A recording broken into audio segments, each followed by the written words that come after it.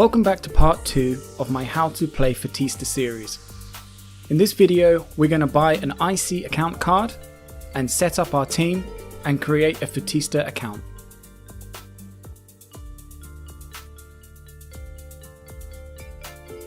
First things first, you're probably going to need some 100 yen coins.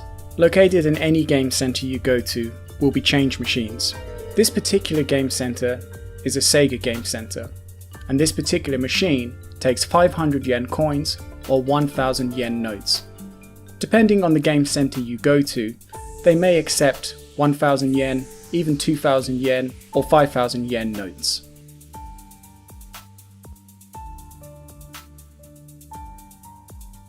Now that you have your coins, it's time to buy your account card.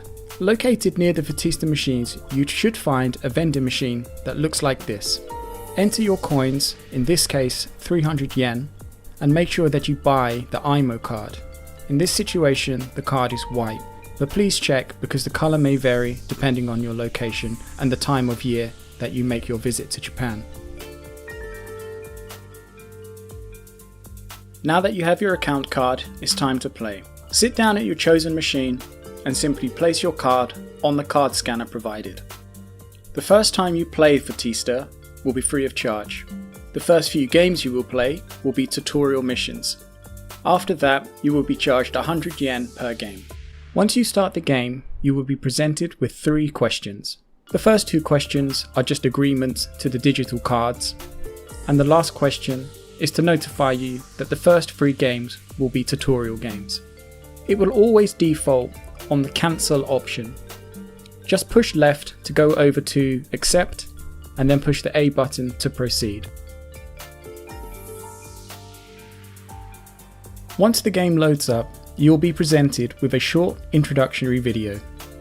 This video is actually voiced in English, although very poorly, it's still quite fun to watch.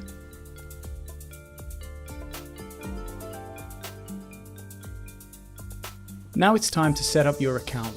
You'll get a few pop-up questions here, but they're not really anything to worry about, so just hit A a few times to skip past them. Once you have access to the menu, it's time to enter your name. This can be your real name, or your gamer tag, or anything of your choosing. This is the name that will be allocated to your account. Basically, this will be the manager's name. As it is a Japanese game, it will naturally default to the Japanese language, in this case to katakana. From the 3 options at the top of the screen, you can change the lettering. By selecting the furthest right option, you can change it into the English alphabet.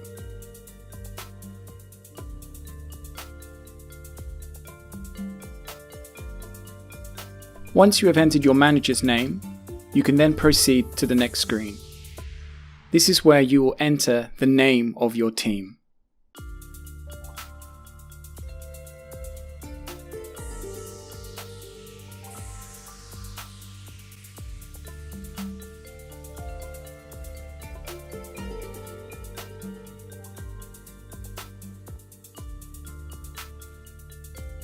The last entry screen will ask you to put in a 3-letter abbreviation for your team.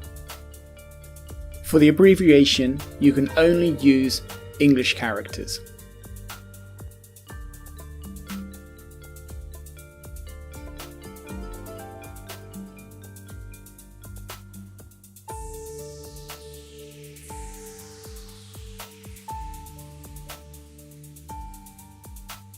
From here on, we're going to be actually setting up the physical aspects of our club. To begin with, we're going to choose a club emblem. To begin with, you've only got 4 available to you, but as you play the game and progress, you will unlock new emblems to choose from, as well as other kit designs that you can use. You can edit the colour of your emblem, and as you'll see later on, you can also edit the colour of your kit. As the colour scheme for footistazone is red and blue, I'm going to choose these 2 colours as the basis for the design of my emblem and my team uniform. Similar to the emblem, you'll only have 3 different kit designs available to you from the beginning of the game. But again, as you play the game, you can unlock new kit designs and then change to these at a later date. You will need to design a home kit and an away kit. I won't go into too much detail as I feel it's pretty self-explanatory. Anyone that's played FIFA or Pro Evolution will know how to make these kits.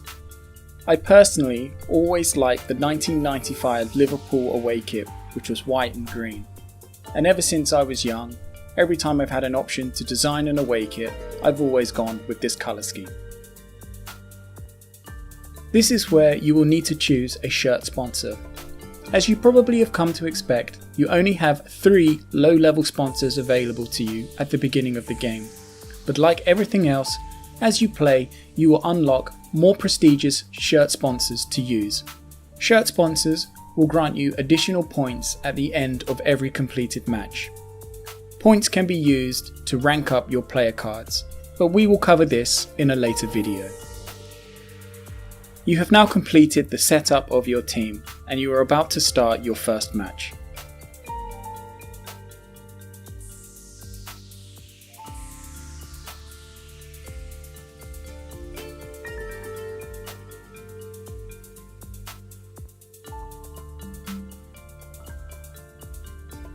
I'll now give some brief instructions on how the card scouting system works. You have 2 options from this screen, to scout or to view your card list. From the card list, you can view all the digital cards that you have stored and print these cards. You can also view all the cards which have leveled up and are ready to be ranked up. All actions are at the cost of 100 yen. You can also scout cards, which I will demonstrate now.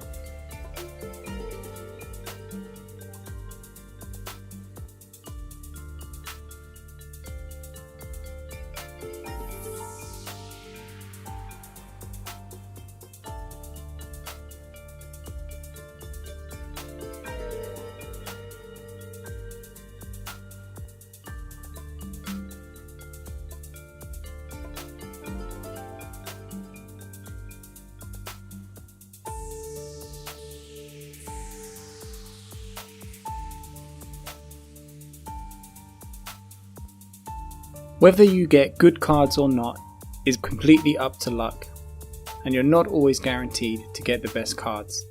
In this situation, we got a J-League player who was only local class.